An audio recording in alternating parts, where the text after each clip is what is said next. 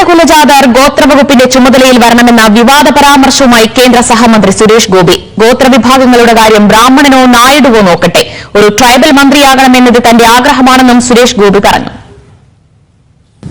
ഞാൻ 2016 MP ആയ ആ കാലഘട്ടം തൊട്ട് ഞാൻ മോദിജിയോട് ആവശ്യപ്പെടുന്നുണ്ട്, എനിക്ക് സിവിൽ ഏവിയേഷൻ വേണ്ട, എനിക്ക് ട്രൈബൽ തരും.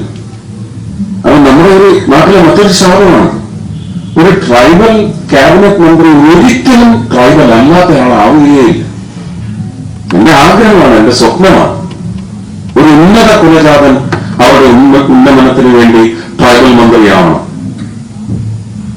ഒരു ട്രൈബൽ മന്ത്രിയാവാൻ ഒരാളുണ്ടെങ്കിൽ അദ്ദേഹത്തെ മുന്നോക്ക ജാതികളുടെയൊക്കെ ഉന്നമനത്തിന് വേണ്ടിയുള്ള മന്ത്രിയാക്കണം.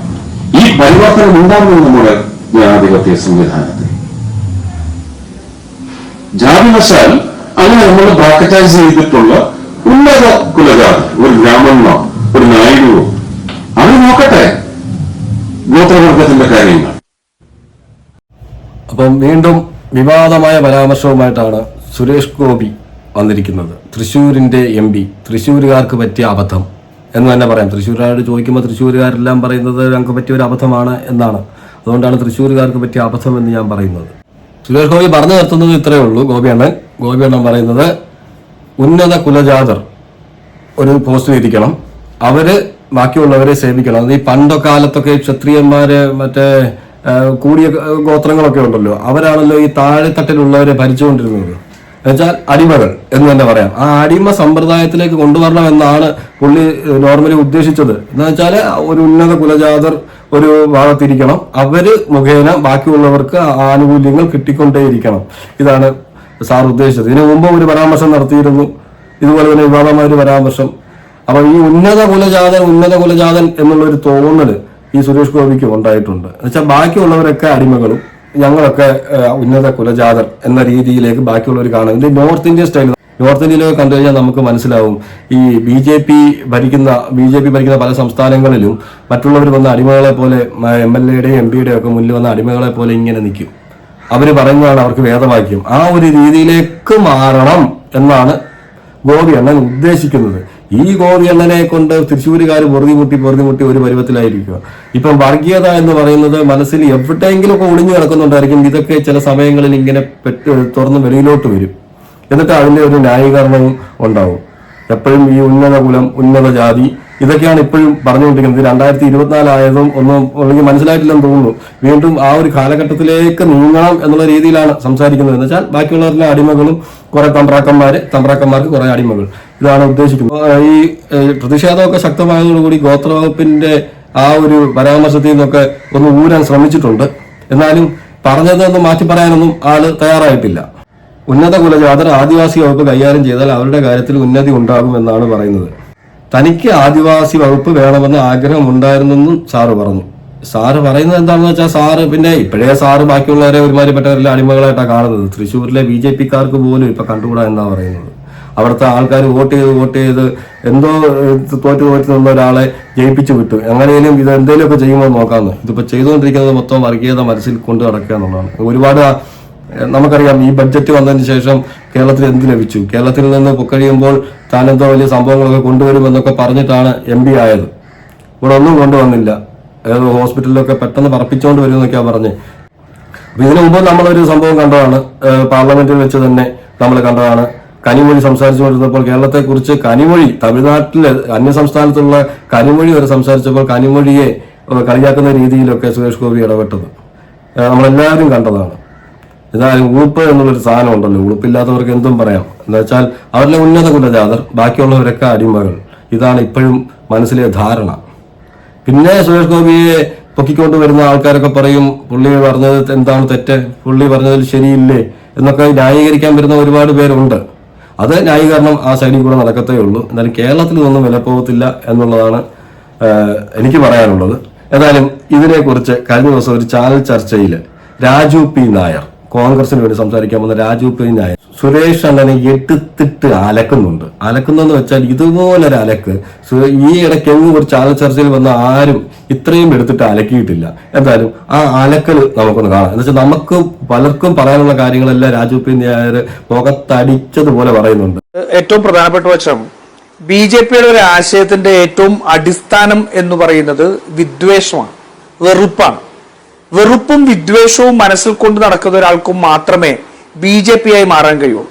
ആ വെറുപ്പും വിദ്വേഷവും പലതരത്തിൽ ഉപയോഗിക്കാം, പലതിനോട് ഉപയോഗിക്കും.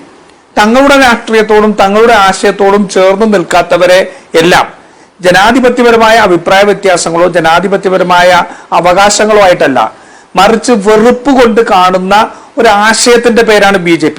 എന്റെ ചൊൽപ്പടിക്ക് നിൽക്കുന്ന 5 കേന്ദ്രമന്ത്രിമാർ ഈ കേരളത്തെ സഹായിക്കാൻ, ഞാൻ തൃശ്ശൂരിന്റെ MP ആയിരിക്കില്ല, ഞാൻ കേരളത്തിന്റെ MP ആയിരിക്കും. ഇയാൾക്ക് നാണമില്ലേ വന്നിരുന്ന് പറയാനായിട്ട്? നാണോ മാനമുള്ള ഏതെങ്കിലും സാധാരണ മനുഷ്യന് ഈ അന്ന് പറഞ്ഞത് വിവരക്കേട്, ഇന്ന് പറഞ്ഞിട്ട് വീണ്ടും കേരളത്തിനെതിരെ പറയാൻ ഇങ്ങനെ എന്താ വേണ്ടത്? ഈ നാട്ടിൽ കയറ്റാവോ ഈ മനുഷ്യനെ? പറയുന്നത് ജനാധിപത്യ വിരുദ്ധമാണെന്ന് എനിക്ക് ബോധ്യമുണ്ട്, പക്ഷെ നാട്ടിൽ കയറ്റാൻ കൊള്ളാവുന്ന കയ്യിലിരിപ്പാണോ ഉള്ളത്? സ്വയം കേന്ദ്രമന്ത്രിയായിട്ട് പോലും കേരളത്തിന്റെ ആവശ്യം മുന്നോട്ട് വെക്കാൻ പോലും കഴിയാത്ത ഒരു കേന്ദ്രമന്ത്രിയായിട്ട് മാറി. എന്നിട്ട് എന്താ? വെറുപ്പ്, ജാതികളോടും വെറുപ്പ് ഉപയോഗിക്കുകയാണ്. ഉന്നത കുലജാതൻ ആരാണ്?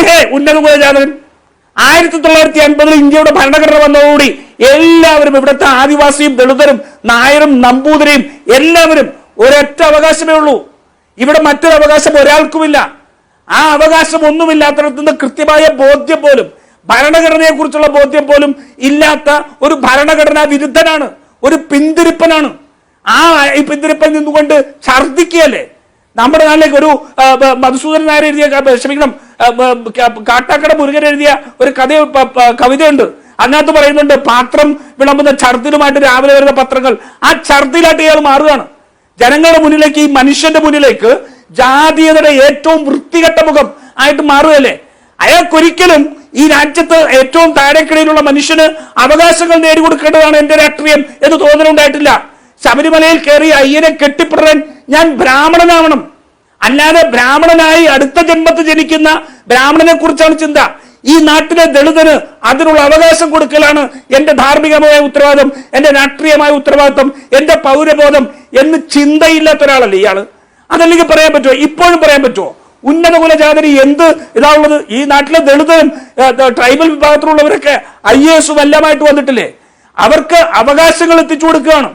അവരെ ഈ നാടിന്റെ മുഖ്യധാരയിലേക്ക് കൊണ്ടുവരാൻ വേണ്ടി അവര് ഭരണഘടനാപരമായ സംവരണം ഉൾപ്പെടെയുള്ള അവകാശം എങ്ങനെ പറ്റും?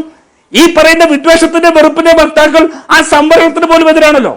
ഇപ്പൊ ഈ അടുത്ത കാലത്താണല്ലോ ആ സംവരണം കോൺഗ്രസ് വിഷയമാക്കി കൊണ്ടുവന്നപ്പോ ഞങ്ങൾ സംവരണത്തെ അനുകൂലിക്കുന്നു എന്നുള്ള നിലപാടിലേക്ക് മാറുന്നത്. അതും സംഘടനയുടെ മാറ്റമൊന്നുമല്ല, ആ നേരത്തെ പറഞ്ഞ കാപ്പറ്റേക്കാരനായ പ്രധാനമന്ത്രി ഒരു തെരഞ്ഞെടുപ്പിന് വേണ്ടി പറഞ്ഞത്, അതിനപ്പുറം ഒന്നും ഉണ്ടായിട്ടില്ല.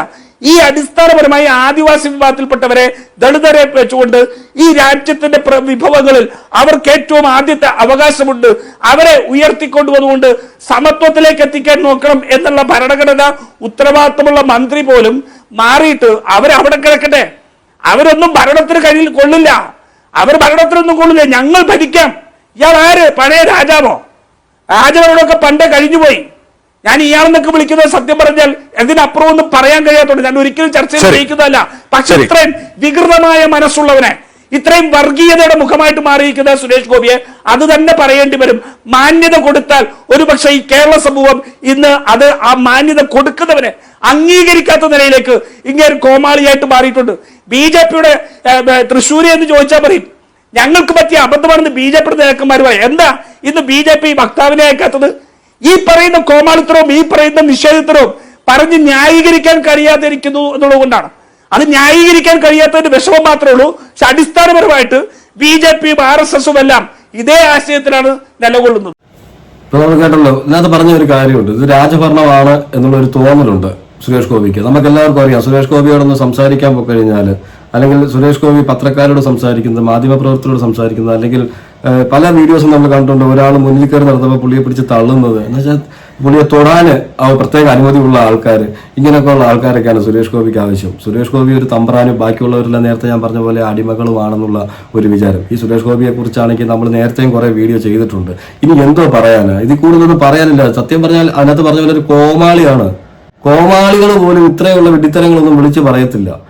എന്തെങ്കിലും ഒരു വിഷയം വരുമ്പോൾ അതിൽ ജാതി മതം ഇതൊക്കെ എടുത്തിട്ട് അതിനകത്തോട്ട് കയറി അങ്ങ് പോവുക.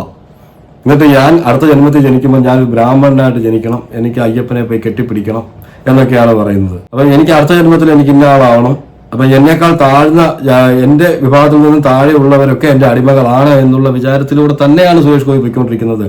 ഈ എന്തോ പറഞ്ഞാലും സുരേഷ് ഗോപി അവിടെ നമ്മൾ തൃശ്ശൂരുകാരെ നമ്മൾ കുറ്റം പറയും, എന്താ തൃശ്ശൂരുകാരാണ് ഈ അബദ്ധം കാണിച്ചതെന്ന്. പക്ഷെ വേറെ കാര്യമുണ്ട് കേട്ടോ, ഇത് അവർ ഈ അബദ്ധം കാണിച്ചത് കൊണ്ടാണ് പുള്ളിയുടെ മുഖം മൂടിയും വലിച്ചു കീറാൻ കഴിയുന്നത്. അല്ലെങ്കിൽ പുള്ളി ഒരു കൂട്ടത് ഒരു സൈഡിൽ പോയി അനങ്ങാതെ ഇതൊന്നും പറയത്തില്ലല്ലോ MP ആയില്ലെങ്കിൽ. അപ്പൊ ആ രീതിക്ക് അങ്ങ് പോയാലേ. പക്ഷെ ഇപ്പോൾ ഒരു MP ആയി കഴിഞ്ഞപ്പോഴത്തേക്ക് പുള്ളിയുടെ മുഖംമൂടി ഞാൻ നേരത്തെ പറഞ്ഞ പോലെ വർഗീയതയുടെയും ജാതി മത ചിന്തയുടെയും ഒക്കെ മുഖംമൂടികൾ ഇങ്ങനെ ഓരോന്നായിട്ട് വെളിയിലേക്ക് വന്നുകൊണ്ടിരിക്കുകയാണ്. അങ്ങനെ ഒരു പ്രയോജനം ഉണ്ടായി. എന്തുകൊണ്ടാണേലും എത്രമാത്രം ട്രോളുകൾ, എത്രമാത്രം ആൾക്കാർ ഇതുപോലെ തന്നെ ഇപ്പൊ നമ്മൾ രാജു പി നായർ പറഞ്ഞത് കേട്ടില്ലേ, നമ്മളെല്ലാം പറയാൻ ആഗ്രഹിക്കുന്നത് തന്നെ അവിടെ ജാതി മത ചിന്തകൾക്ക് കൊണ്ട് നിറഞ്ഞിരിക്കുകയാണ് ആ മനസ്സ്. അതായത് അതിൽ നിന്നും എത്ര പിടിച്ചു വെച്ചാലും വെളിയിലോട്ടൊന്നും വന്നു പോകും. അങ്ങനെ വന്നു പോകുന്ന ഓരോ കാര്യങ്ങളാണ് ഇപ്പോൾ സുരേഷ് ഗോപി മൈക്കിലൂടെയും വിളിച്ചു പറയാൻ തുടങ്ങിയത്. സുരേഷ് ഗോപിയുടെ അനുസൃതന്മാരൊക്കെ കാണും. സുരേഷ് ഗോപി ചിലപ്പോൾ സുരേഷ് ഗോപി അതാണ് ഇതാണെന്ന് പറഞ്ഞ് ന്യായീകരിക്കാൻ വരുന്ന സംഘപരിവാറുകാർ കാണുമായിരിക്കാം. സംഘപരിവാറിന്റെയും BJPയുടെ എല്ലാം ചിന്ത ഇത് തന്നെയാണ്. അവരെ ഒരു ജാതി ഇതിലാണ് നോക്കുന്നത്, താഴെ നിന്ന് മേലോട്ട് പണ്ടുള്ള ഒരു ജാതി വ്യവസ്ഥ. ആ ജാതി വ്യവസ്ഥ തന്നെയാണ് അവരിപ്പോഴും മുന്നോട്ട് കൊണ്ടുപോകുന്നത് എന്നുള്ളതിന് ഉദാഹരണം തന്നെയാണ് സുരേഷ് ഗോപി ഇപ്പൊ കേരളത്തിലും ചെയ്യാൻ ആഗ്രഹിക്കുന്നത്. അതുപോലെ ഇപ്പൊ ഞാൻ നേരത്തെ പറഞ്ഞ നോർത്ത് ഇന്ത്യയിലൊക്കെ ഇത് ഉണ്ട്. ഒരാളൊരു കസേരയിൽ ഇരുന്നപ്പോൾ കസേര എടുത്ത് എന്റെ മുന്നിൽ നീ കസേരയിൽ ഇരിക്കുന്നു എന്ന് പറഞ്ഞിട്ട് അവിടെ ഒരു വലിയ ഉന്നത കുലജാതൻ ഒരു പാവം പിടിച്ചവരത്തിനെ അടിക്കാൻ പോകുന്നതൊക്കെ നമ്മൾ വീഡിയോസൊക്കെ നമ്മൾ കണ്ടിട്ടുണ്ട്, സോഷ്യൽ മീഡിയയിലൊക്കെ കണ്ടിട്ടുണ്ട്. ആ ഒരു ചിന്താഗതിയിലേക്ക് കേരളത്തെ കൊണ്ടുവരാനാണ് സുരേഷ് ഗോപി ശ്രമിക്കുന്നത്. പക്ഷെ നടക്കില്ല. ഇത് കേരളമാണ്, ഇത് ഇവിടെ നിന്നൊന്നും വിലപ്പോവില്ല എന്ന് സുരേഷ് ഗോപിക്ക് മനസ്സിലായില്ല എന്നുള്ളതാണ്. ഇതുവരെ മനസ്സിലായിട്ടില്ല, ഇനി മനസ്സിലാകാനും പോകുന്നില്ല. ഇനിയും ഇതുപോലുള്ള വിഡ്ഢിത്തരങ്ങളും കോമാളിത്തരങ്ങളും എല്ലാം നമുക്ക് കാണാൻ കഴിയും. ഇനിയും മുന്നോട്ടുള്ള ദിവസങ്ങളും കാണാൻ കഴിയും. എന്നുവെച്ചാൽ സുരേഷ് ഗോപിക്ക് എനിക്ക് തോന്നുന്നു സുരേഷ് ഗോപി ഈ മനസ്സിലൊക്കെ പിടിച്ച് മാധ്യമപ്രവർത്തകരോടൊന്നും സംസാരിക്കാതെ എന്താ വെച്ചാൽ ഈ മനസ്സിലുള്ള ഇങ്ങനെയുള്ള കാര്യങ്ങളൊക്കെ തെക്കട്ടി വെളിയിലേക്ക് ഇങ്ങ് വരും. അതുകൊണ്ടായിരിക്കും കൂടുതലും സംസാരിക്കാൻ ശ്രമിക്കാത്തത്. പിന്നെ മൈക്ക് കിട്ടിക്കഴിഞ്ഞാൽ എന്തായാലും എന്തെങ്കിലും പറയാതെ പോകത്തില്ല. അതും ഈ പറഞ്ഞ ജാതി മത വ്യവസ്ഥകൾ നിന്നുകൊണ്ടാണ് സംസാരിക്കുന്നത്. എന്തായാലും നിങ്ങളുടെ അഭിപ്രായങ്ങൾ നിങ്ങൾ കമന്റ് ചെയ്യുക. മറ്റൊരു വീഡിയോ ആയിട്ട് നമുക്ക് കാണാം.